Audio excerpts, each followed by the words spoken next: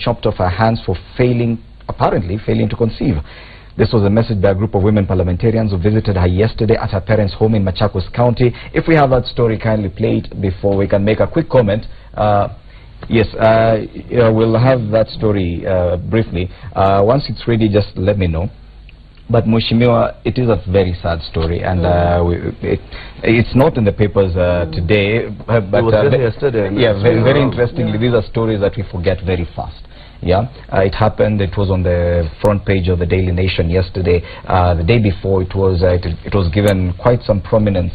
6 pages of the Daily Nation talking about gender-based violence, domestic violence. Now, it is one of the extreme cases, but probably she's just lucky that she didn't lose her life in the process. Yeah. Even before we get the story, you're free to comment. I think for me, really, it's a shame. That was a cowardly act. I mean, it was unwarranted against, that lady Jacqueline. In a country where we've made great strides in achieving, even in legislation, when we look at the Protection Against Domestic Violence Act 2015, I mean, we do not expect this to be happening at this age in time in our country. So I just want to join my colleagues in condemning what happened to that lady in Machakos. And I think we need to relook at the root causes. Why is this still happening? Why should a barren woman be condemned, undergo such kind of treatment? That shows us how, society has not changed, has not transformed, despite all efforts to address these challenges. Yes. I mean, if you are barren, I can tell you I'm a woman. I took a number of years before I got a baby, and I know what women go in such kind of scenarios. Why should this? It is not by choice for a woman. Every woman would want to have children. Every woman would want to have a child. It's not by choice that she did not get a child. And then there is this perception, stereotype, that every time a couple finds themselves in that situation, the blame goes to the woman. It was even mentioned in that story that the man was the one with the problem.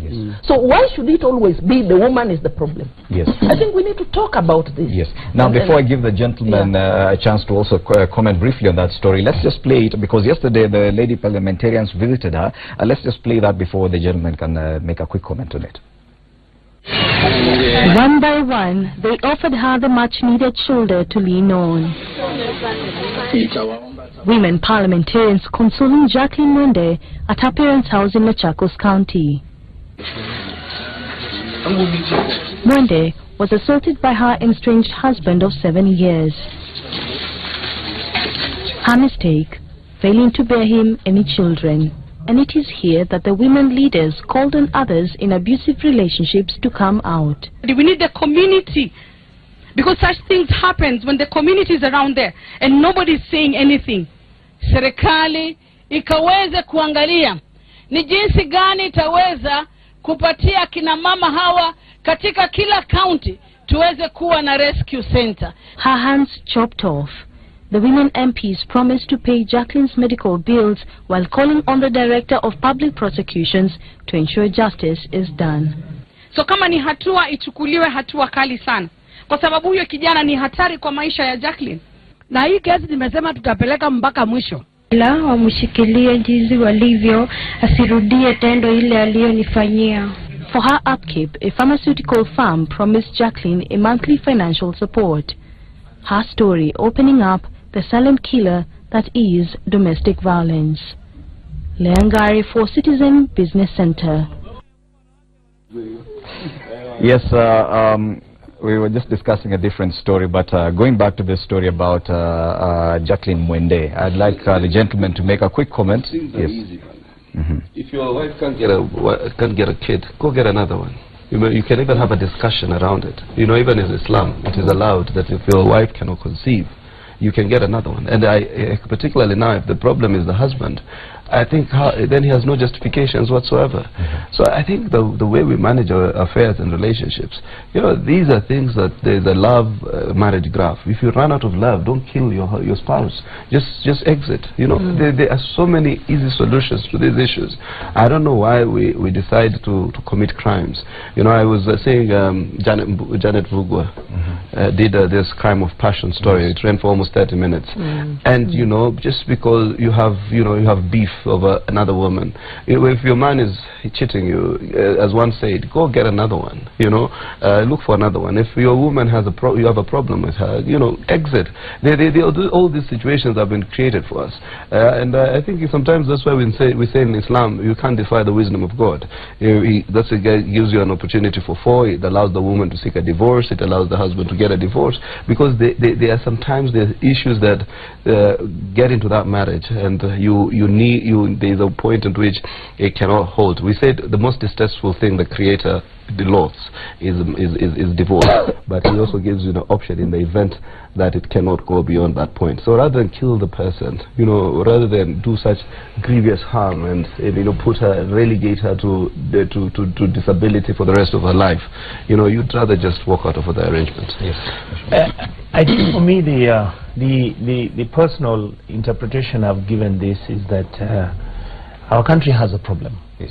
All right. This is Mwende's case is just one case out of the hundreds of cases that you've seen recently. There is a streak. There is something that has come up in terms of the levels of violence that is being exposed in our country. Look at the number of police officers who are killing their lovers.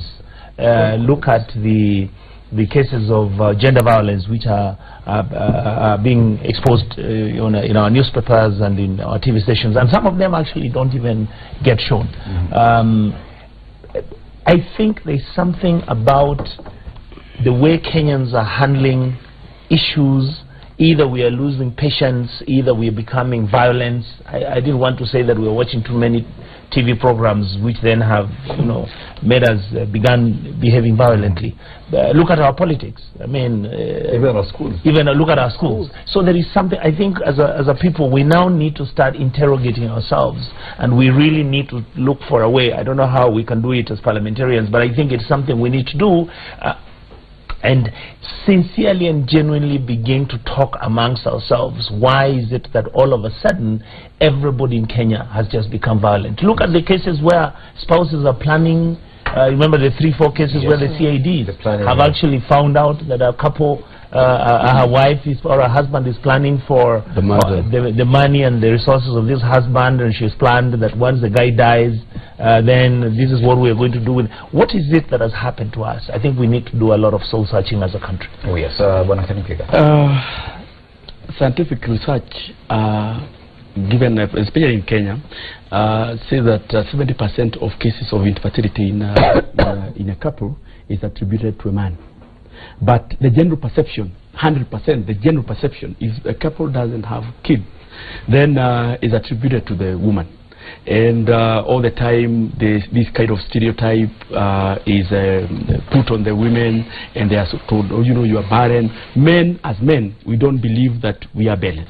But you'll be shocked that if you go to that test, you might be shocked that the usual thing that they do, they say the whatever count and all that, you find that it is not sustainable. But having said that, I think the judicial system also in our country is also defective. We passed a very robust constitution which says that if you kill, you have a right for bail. I can imagine that guy.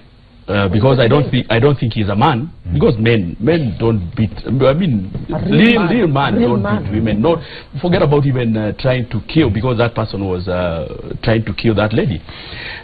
You can imagine if he is not free, by weekend he will be free. Yes. He will be walking on the streets of Machakos, bragging, all that. And I think we need to change this constitution also to some aspect. You know, there are some cases or some crimes that you commit, and you are not supposed to get bail. For example, murder. I mean, you are not supposed to get bail for that. Attempted murder. rape, gender violence. all these cases, you are not supposed to get bail. But you see these people, after 2 or 3 days, they are out there intimidating the same people that they perpetrated those heinous crimes. So I think we need to look at this issue in a holistic way. And I also concur with my colleague. This is just one of the very, very many cases. We need to have a conversation with ourselves. But I want to disagree on that last point. The right to bail is a constitutional right. The right to the presumption of innocence, even as he is there, he is not guilty. You know, these are some of the broad notions, difficult as they might be. We must be able to appreciate that the Constitution also gives the presumption of innocence. So in my assessment, what the DPP needs to do in this case is to oppose bail. Yes. When you oppose bail, there are certain grounds or templates, regulations in terms of issuance of bail with the Supreme Court, which the Chief Justice and the courts have adopted. And therefore, these can be easily fall in that category, where a presiding judge can deny bail on account of the security of the victim, on account of many other witnesses, very many other, But let's also have the these ideals of the Constitution sometimes are so difficult and stubborn. They argue sometimes against the grain of common sense. They sometimes argue against the grain of public opinion. But again, justice is not a question, an issue of public opinion. It's an issue of justice, and therefore we must take it. I want to support the position taken by Honorable Kenini, that we are looking at the symptoms. We need to get to the root. Why are these increased incidences of violence? If we are to make it deterrent, then we need to review legislation and make the penalties more punitive so that we can be able to discourage or minimize. And secondly, I think also as a country, we need to look at our institutions. In the case of the infertility, for example, infertility could be caused because of lack of facilities, lack of services, or costly services. For example, let's look at health. For an ordinary poor Kenyan to access good health care, you need money. We need money. But if we're able to address that so that health care is accessible and it's affordable, then we will have some of these infertility cases being detected early and therefore be addressed, and then we would not get to the violence that we are witnessing. So we should see how should we prevent, and that also should cut across because when we see a lot of battering, and I agree, a lot of it doesn't even get reported. I do agree it's a very emotive debate, but we need to move on to the last story because of time. Parting shot. To me, when I assess this constitution, it has very good provisions, but it defends more the wrongdoers than the good people. Oh, come on. You're reading of it, right? I know you are a human rights activist, the constitutional ladies and gentlemen, I beg to proceed with our stories. And we want to look at politics now, especially Nairobi politics. I need to remind our viewers that the hashtag is our breakfast. And on Twitter, let me give out your Twitter handles. On Twitter, you can reach any of our panelists, Kanini Kega, at Kanini Kega 1 on Twitter, at Mary Emase with 1 A, at Hassan Omar with an H at the end, Hassan and Omar Mheshimiwa Richard Onyonka is the only one who's not on Twitter. I'm not on email. He's also not on email. I'm not on email. I don't want. He's on email. @onyonka@gmail.com. You can reach him there. Yeah, in fact, that is even Okay. My Twitter handle is @Freddy. Let's move on.